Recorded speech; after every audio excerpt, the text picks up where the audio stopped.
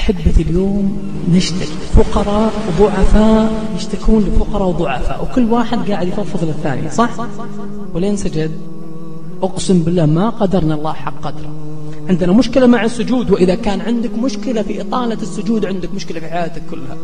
أحبتي ليش إذا شكينا للناس تلقى الواحد يطلع قلبه وهو يتكلم، لا شكل العزيز ساجد يرفع بسرعة، وحتى وهو ساجد بين يدي الله من قلة الأدب مع الله يفكر في الناس وين بيروح بعدها وين بيكلم وين بيشتكي له. والله جل جلاله يقول يا أيها الناس أنتم الفقراء إلى الله.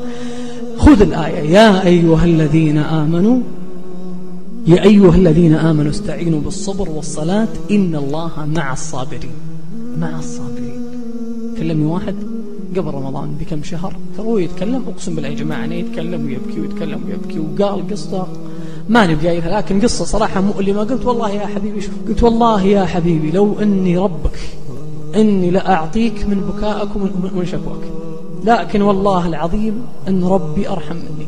لكن تقدر تكفى حط تحتها مليون خطأ. قلت تقدر تقول الكلام اللي قلته لي بنفس الطريقة وانت ساجد، تقدر هالبكاء ذا ويطلع لله وانت ساجد لحالك، أقسم بالله ما يردك سبحانه. قلت يا أخي، قال طيب وش توصيني عليه؟ قلت أوصيك بشيء واحد، لا ترفع من سجودك وفي خاطرك شيء ما قلته الله سبحانه وتعالى. وسكر. بعدها بأسبوع اللي هو الخميس الجاي دق علي قال أنا ما كلمتك بشكي اليوم ولا شيء، قال بقول لك بس كلمة تكفى ذكر فيها الناس، قل للناس لا ترفعون من سجودكم وفي خاطركم شيء ما قلتم.